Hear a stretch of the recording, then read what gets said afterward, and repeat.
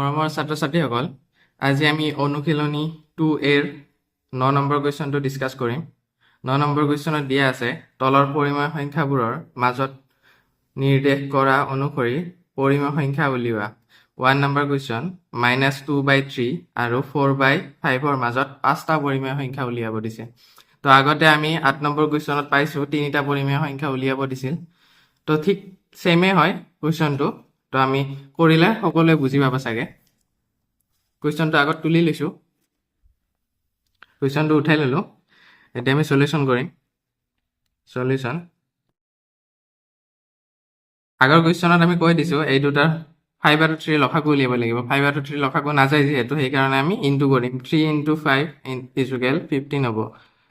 তো ইয়াৰ লগত আমি -2/3 = -2/3 ইনটু ইয়াৰ লগত কি পূৰণ কৰিলে আমি 15 পাম। ইয়াৰ লগত 5 পূৰণ কৰিলে 15 হৈ যাব। 15 ওপৰত 5 × 2 = 10 -10। নেক্সটটো ঠিক তেনেকৈ কৰিম। 4/5 = 4/5। 5ৰ লগত 1 পূৰণ কৰিলে হৈ যাব ইয়াত 5 আৰু 4। ইয়াৰ মাজত 5টা সংখ্যা পামনে আমি? পাই যাম।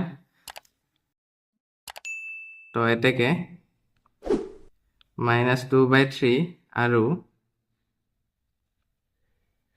4/5 মাজৰ 5টা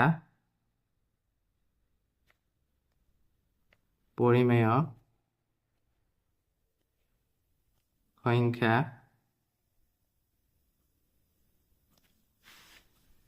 হ'ল, ইয়াত মাইনাছ আছে, ইয়াত প্লাছ আছে, 5টা ওলাই যাব। -9/15 -8/15 -7/15। সৰি, ইয়াত 5 আছিল, 15 ওলাব লাগে। তো আমি ইয়াত 1 নহ'ব, 3 হ'ব। ইয়াত 15 হৈ যাব। 4 × 3 = ইয়াত 12 হৈ যাব। 12 আৰু 10ৰ মাজত নিশ্চয় ওলাব। তো এইকেইটা হ'বই অলৰেডি। নেক্সট -6/15 4টা হ'ল আৰু -5/15। তো 2 নম্বৰ কুৱেশ্যনটোত আছে 3/2 আৰু 5/3 ৰ মাজত 8টা পৰিমেয় সংখ্যা উলিয়াব দিছে। তো সলিউশ্যন, 2 আৰু 3 লসাগু ল'ম। 2 আৰু 3 লসাগু ল'লে 3 × 2 = 6 হ'ব। 3/2 = 3/2 ইনটু ইয়াৰ লগত 3 পূৰণ দিলে আমি 6 পাই যাম। ওপৰতো 3, তলত 6 হ'ব আৰু 3 × 3 = 9। 5/3 3ৰ লগত আমি 2 পূৰণ দিলে 6 হৈ যাব। 6 আৰু ওপৰত 5 × 2 = 10। ইয়াত 9 আৰু 10 আছে, গতিকে আমি ইয়াতে 8টা পৰিমেয় সংখ্যা নাপাম ইয়াৰ মাজত। তো এতিয়া আমি এই দুটা সংখ্যাৰ মাজত 8টা উলিয়াব দিছে, গতিকে 8তকৈ আমি 1 বেছি সংখ্যা পূৰণ কৰিম। মানে যদি 8টা পৰিমেয় সংখ্যা কৈছে, আমি 9 পূৰণ কৰিম ইয়াৰ লগত। আৰু যদি 9টা দিয়ে তেতিয়া 10টা পূৰণ কৰিম। ঠিক তেনেকৈ আমি ইয়াত 8টা দিছে, গতিকে আমি 8 পূৰণ কৰিম। এতিয়া এই দুটা সংখ্যা ল'ম আমি 9/6। ইয়াৰ লগত আমি 8টা উলিয়াব দিছে, গতিকে আমি 9 পূৰণ কৰিম। তলতো 9, ওপৰতো 9। 6 × 9 = 54 আৰু 9 × 9 = 81। 10/6 ইয়াৰ লগতো আমি 9 পূৰণ কৰিম, তেতিয়াহে আমাৰ বেছটো মানে হৰটো ছেম হ'ব। 54 আৰু ইয়াত হ'ব 90। তো এতিয়া 81 আৰু 90ৰ মাজত আমি 8টা পৰিমেয় সংখ্যা পাই যাম। তো এতেকে 3/2 আৰু 5/3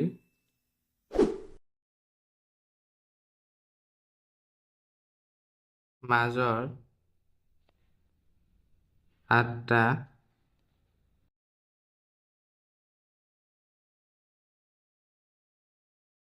পৰিমেয় সংখ্যা হ'ল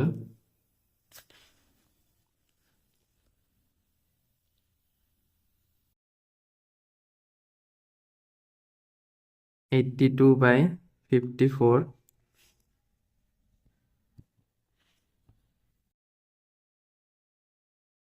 83/54, 84/54, 85/54, 86/54, 87/54, 88/54,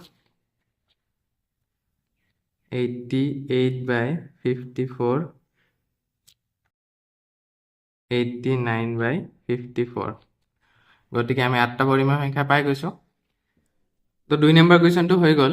এতিয়া 3 নম্বৰ কুৱেশ্যনটোত আছে -1/2 আৰু -1/3 মাজত 10টা। তো আমি আগতে কৰিছোৱে কুৱেশ্যন কেইটা, তো সেম একেই হয়। আমি সেইভাবে আগতীয়াকৈ কৰি লৈছো, তোমালোকক ডাইৰেক্ট বুজাই দিলে বুজি পাই যাবা।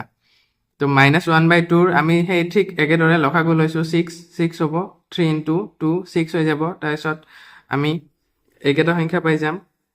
এই দুটা সংখ্যাতটো আমি 10টা পৰিমেয় সংখ্যা নাপাম। -3 আৰু -2 আছে, মাত্ৰ কেইটা ইয়াত নোলাবই, এই দুটাৰ মাজৰ পৰিমেয় সংখ্যা নোলাব।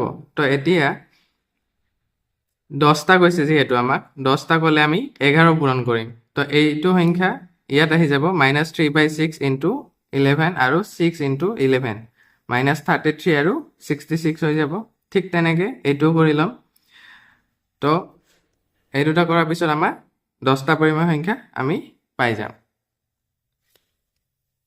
Next 4 number কুৱেশ্যনটো